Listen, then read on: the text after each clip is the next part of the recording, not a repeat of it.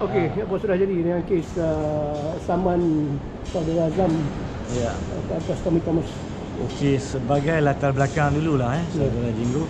Yang pertama sekali, kita semua tahu pada 21 hari bulan Februari 2020, bekas Peguam Negara pada ketika itu Tommy Thomas telah pun membuat satu keputusan yang telah diumumkan kepada orang ramai melalui kenyataan media, di mana beliau memaklumkan bahawa kesemua 36 pertuduhan yang dihadapi oleh 12 orang yang dituduh di bawah peruntukan-peruntukan jenayah berhubung LTTE telah pun digugurkan pertuduhan.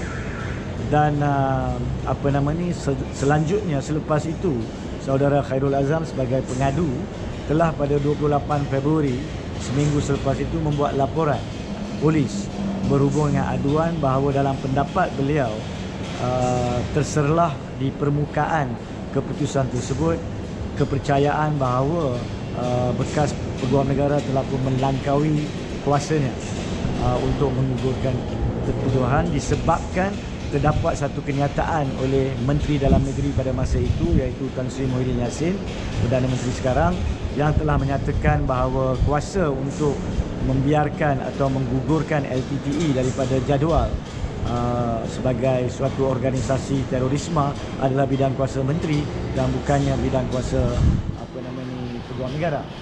So, laporan polis yang dibuat pada kebiasaannya dari sistem perundangan akan disiasat oleh pihak polis, melainkan pihak polis berpendapat mereka tidak mempunyai kuasa atau meragui mempunyai atau tidak kuasa tersebut.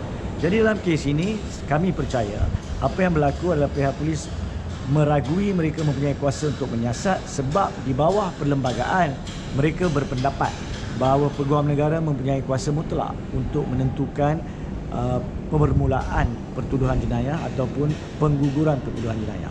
Jadi oleh itu pihak polis telah pun memajukan laporan polis saudara Khairul Azam pengadu dirujuk kepada magistrate, refer to magistrate. So pada 17 Ogos, hujah telah disampaikan oleh kedua-dua pihak.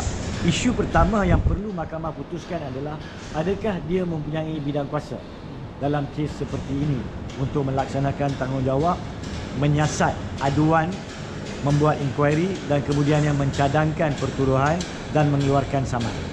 So di dalam keputusan mahkamah pada hari ini, mahkamah telah mengambil three-prong decision, suatu keputusan dengan tiga sudut. Yang pertama sekali, mahkamah berpendapat bahawa peruntukan refer to magistrate cuma boleh dilakukan untuk mahkamah mempunyai bidang kuasa dalam kes yang berbentuk jenayah saman sahaja, bukan untuk jenayah yang dimulakan dengan waran tangkap. Jadi dalam permukaan aduan yang dibuat oleh saudara Khairul Azam, Yang Arif Tuan Magistrate berpendapat bahawa seksyen-seksyen pertuduhan yang ditampilkan sebelum disiasat menjurus kepada waran tangkapan, bukan saman.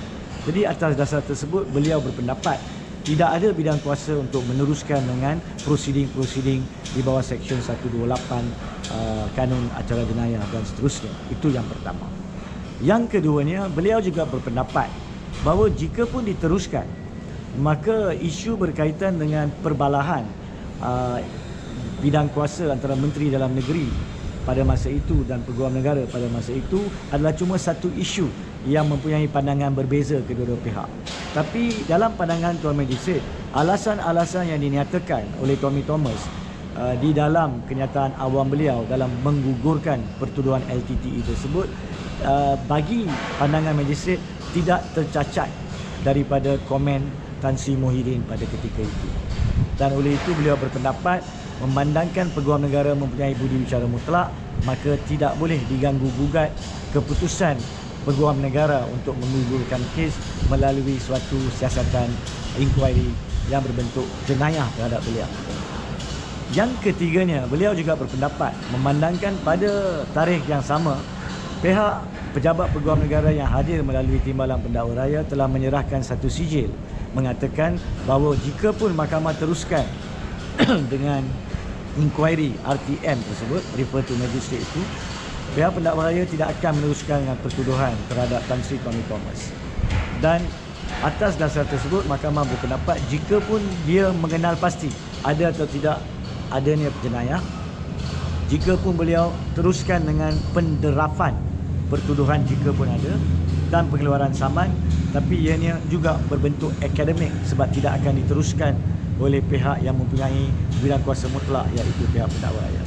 Di atas tiga-tiga alasan tersebut, beliau telah memberi suatu keputusan lisan, alasan penghakiman yang berbentuk lisan di mahkamah terbuka, dan membuat keputusan untuk menolak rujukan pihak polis kepada magistrate berpandukan kepada aduan saudara Khairul Azam tersebut. Alasan penghakiman lengkap akan disediakan. Saya baru berunding dengan saudara Khairul Azam dan kami akan meneliti alasan penghakiman lengkap tersebut sebelum memaklumkan. Saudara Khairul Azam akan maklumkan sama ada dia ingin teruskan dengan prosedur lanjut ataupun tidak. Tapi saya ingin tekankan di sini, sekurang-kurangnya melalui usaha yang diambil oleh saudara Khairul Azam ni, kita ada suatu pengenalpastian yang terkini berkaitan dengan peruntukan refer to magistrate ataupun rujuk kepada magistrate.